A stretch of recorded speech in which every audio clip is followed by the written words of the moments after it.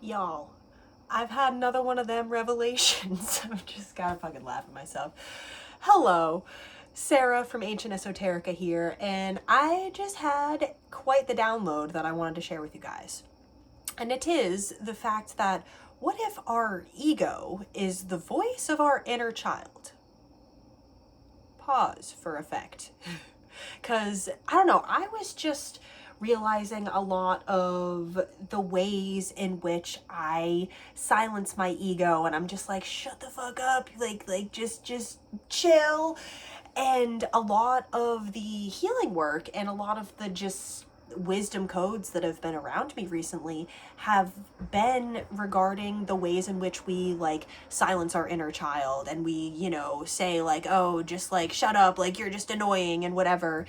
And then I just was making this connection here because I don't know, it really came through because I forgot to order chocolate chips in my recent Amazon food delivery order. And so I realized I was going to have to walk to get said chocolate chips if I wanted them tomorrow, because I'm not going to be placing another one of these orders for a few days.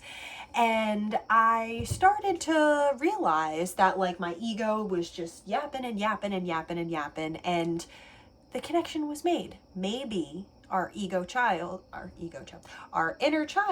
is voicing itself through what we call the ego, through what we consider our ego mind. So, I don't know. To be confirmed, to be gone into deeper at a later date, but just right now, this little revelation is really kind of seeding in my mind. And I'm wondering, if you guys are feeling me or what you guys think about this. So definitely drop something in the comments if you've thought of that, or if you're kind of a little bamboozled by this too. Like, wait a minute. What if this kind of ego mind feedback loop, just kind of aspect of ourselves that is sort of separate from the whole and is just sort of again, the voice of our personality, what if this could also be seen as the voice of that inner child part of us? And this is sort of how that inner child gets our attention. Because as I've done this inner child healing work, and a lot of these experts and psychologists and people say that yes, we do have this aspect of ourselves that could be called an inner child, and it is also that very innocent aspect of ourselves. Wow, I felt a presence start entering the room, and I was like, is it a spirit? No, it's just my cat. It's like, whoa, psychic insight, what's going on? A spirit entering the room? No, Kitty just walked in the room, but also sensed her presence because I could not hear her, so also that's kind of cool. But yeah, anyway, continuing on with the rants and the rambles, y'all, this inner child part of ourselves, we're always taught to connect with them, and it's that part of us that was a child that was told oh, you're too much, your dreams are bullshit, quiet down, sit in the corner, whatever. But y'all, also, when we're children, the primary voice that we are operating from, unless we wake up very gifted psychically as children, unless we are very creative and are tapping into that soul, higher self, channel, flow, intuition, y'all, the voice of that child self is our ego.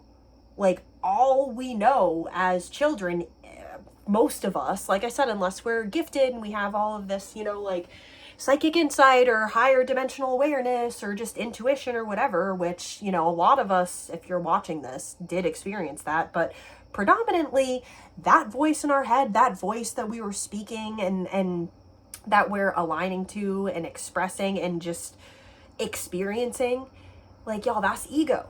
That's the separate self getting to know who the fuck, what the fuck it is, and what we're capable of and what's possible for us, and just exploring the earth plane. Yes, that's our childhood, but that's also the nature of the ego and the separate self. It's we immerse our awareness completely into that ego, into that separate self, so that we can remember that we are this interconnected, galactic even soul that's part of the whole. Oh, that rhymes. And yeah, like, just like, that's some cool shit. I was like losing my train of thought, but we're back now. Yeah, just like, until we either have a spiritual awakening or become self-aware or start to actually listen to and honor our intuition or our creative flow state or whatever, like, we ain't nothing but an ego. And that's why a lot of people who are strictly predominantly rooted in ego seem like a bunch of fucking idiots and like kids walking around and talking and blabbing and friggin' bumbling about. And this is not to compare and to say that like people who are stuck in their ego are less than people who are in their soul, because fuck, like, if y'all feel me, you feel me. The burden of fucking awareness ain't pretty, ain't fun, ain't better than that beautiful ignorance that can come with that like childlike ego persona nature. So like, no comparison. All of it motherfucking is, because this is not better than this and this is not better than this. Like, awareness can be beautiful, but it fucking sucks sometimes. Like, y'all know what I'm saying. And that ignorance can be bliss, but knowledge is power. And so, yeah, like, basically, I guess where I'm gonna end this off is like, what if that like egoic highlight reel, that like freaking feedback loop that we're just like looping in all day, that egoic stream of consciousness, like, oh, I think this, I judge this tastes good, this da da da da da da da da da da da da. What if that is literally the voice of our inner child?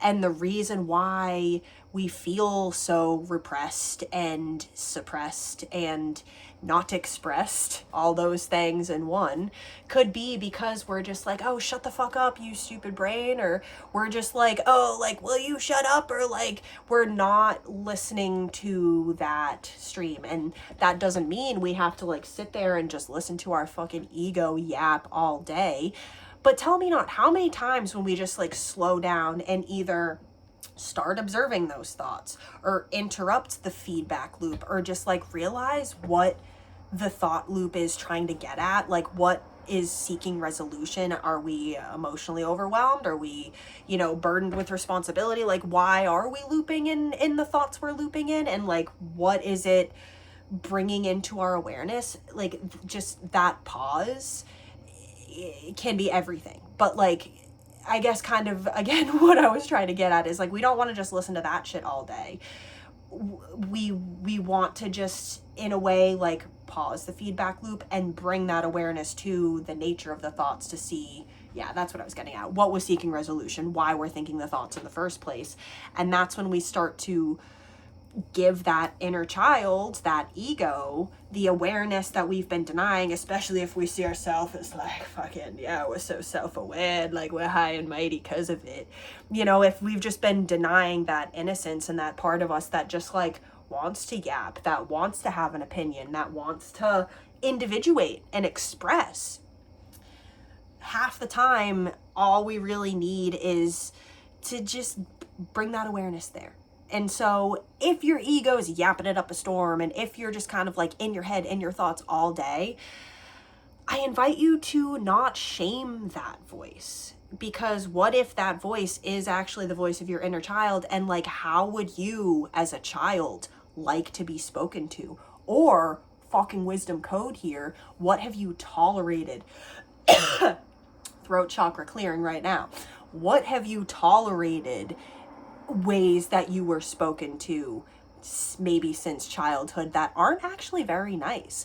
Like, the ideas of your inner child, the inspiration, the impulses, the preferences, the opinions, how do you react to those egoic things? Do you say like, you like, shut the fuck up, like there's not enough, like you have to just compromise, or like you can't have what you want because you're not worthy, or like you gotta just take what you can get, or whatever? Like, how do you respond to that ego yap? Because that could be how you were responded to as a child, how you respond to your inner child self. Maybe you were never treated that way. Maybe you just like grew up too fast and were like, yo, we gotta fucking man up and take this shit seriously, cause like, fuck, you know, like you only get this one life and you can't waste it. But then are you just kind of like demonizing and denying and like shutting down that inner innocence that just wants to like go fucking frolic in a field, or just wants like a little like fucking ice cream pop, or like, you know, wants to like have that midnight snack but not overdo it. Like, fuck. This is turning into a whole like awesome thing of wisdom codes, and I appreciate all y'all who are still watching and listening, because like this just started with the initial download of like, wait a minute, like ego, inner child could be same thing. And now we're coming into like how we speak to ourselves and how we see our inner child and how we were treated as children, and how closing that loop of actually like giving that inner child, that ego yap, space and attention to like, yeah, not like giving it the power. Like, don't put the child in the driver's seat. They don't know how to drive and they're gonna just fucking lead foot pedal to the metal, woohoo. Like, don't do that. Like, don't, like I said, sit there and listen to that fucking yap stream all day. Break that flow, break that cycle, bring the awareness back to the present, and ask yourself some questions. What does it need? What am I, like, why are the thoughts getting away with themselves? Because something that I fucking learned recently that changed my life, y'all, is thinking is a survival response, a survival mechanism. That enlightened beings, people who are in a high vibrational state, who are transcending suffering, who are not within suffering and survival, aren't thinking a lot of thoughts. Like, think about it, guys. When you're in a flow state, when you're playing an instrument, making a piece of art, writing, speaking, doing, like, when I'm speaking, I'm not thinking. And when I start thinking, that's when my flow just gets completely cut, or like trying to figure out, oh, what am I going to say next? Like, that cuts off the flow and brings me back into that like survival, that fear of like, oh my God, what am I going to say? Are they going to click off the video? Are they not going to like me? Oh my gosh. Like, once the thoughts start coming in, it completely takes you out of that flow state. And now, as we are live, and we live, as we are alive and incarnated in these meat suits, in these physical vessels, whose impulse is to survive, like, naturally we are going to think thoughts. And this is not to say that like the goal has to be fucking enlightenment, no thoughts, none, all day. Like, nah, that's just, you're gonna just float away. Like, you're like not even gonna like exist, because you're just gonna like vibrate out of this reality. Because like, but at the same time, this could be the frequency that's felt when one is around like the gurus, like what Ram Dass would describe when he would be around his guru Maharishi. I forget how you said his name, sorry. But Ram Dass's guru, when he'd be in his presence, it would just be this high vibrational, unconditionally loving and accepting presence. No thoughts, no fluff, no excess stories, just what can we do to come back to the presence, the love that you are. And so I guess where this little side tangent is going now is like, how can you sort of like get out of that thinking loop, get out of that like worrying how you're being perceived, worrying how can I manage how can I be liked, how can I manage this tension, how can I, like, the thoughts. Yes, observe those things, and you know, it's valuable, like, motherfuckers just out here trying to survive. But then at the same time, if you want to thrive, if you want to shift into this higher awareness, this higher vibrational presence, this just heightened consciousness, you got to break that thought loop. You got to observe, and you got to bring that loving attention and awareness to that inner child self. You're not going to shut off the thoughts by being like, shut up, you can't have what you want, I shouldn't be thinking, this is wrong. All of that is just going to perpetuate it. You really want to just break it with that loving awareness of like, oh, I was thinking again. Oh, silly me. Let's get enlightened again, shall we? Ha, that rhymed too. We fucking rhyme it up in here, y'all. But yeah. Thought loops, break them, fucking come back to the moment and just vibe. Because usually when we, especially if it's just the thoughts are just like, oh, this and then that, and then this and then that, and when we're navigating a lot of responsibilities and just excess mental energy, when we pause and just break it, it's literally like a boat that's going full speed on the water and then just pauses all the waves, everything might ramp up real quick. Like we might like feel that pressure and feel the tension more, or the emotions or whatever we've been like running from or looping from or trying to process at the level of mind. But then the waves really settle out and we can just like be this soft presence on the water. And yeah, I don't know. I want to be a soft presence on the water, y'all. I'm tired of this, like fast, full speed ahead and the fucking waves. Like, I just want to like float. Like, let's just float. Let's normalize fucking floating. All right, y'all. What if the voice of our ego is the voice of our inner child, and all we really need to do to kind of move to like the next level of increased peace and just kind of like enjoying the moment is just like loving presence and acceptance and just kind of like break the cycle, break the loop of thought, observe what you're hearing, don't fucking shit on it, don't put it down, don't deny it, don't shame it, don't blame it, just be and be like, oh yo, thinking thoughts, that's interesting. Don't even have to agree with them. Like, did y'all realize you're not your thoughts? Like, yeah, your ego and that separate self personality may be projecting a lot of those and creating a lot of those and cycling through them. But fuck, then when you get really into the conspiracy theories, like, are the thoughts in your head even yours? Or are they being beamed into you by this, like, fucking phone device? And is that thing, the phone, I don't even want to say, is it?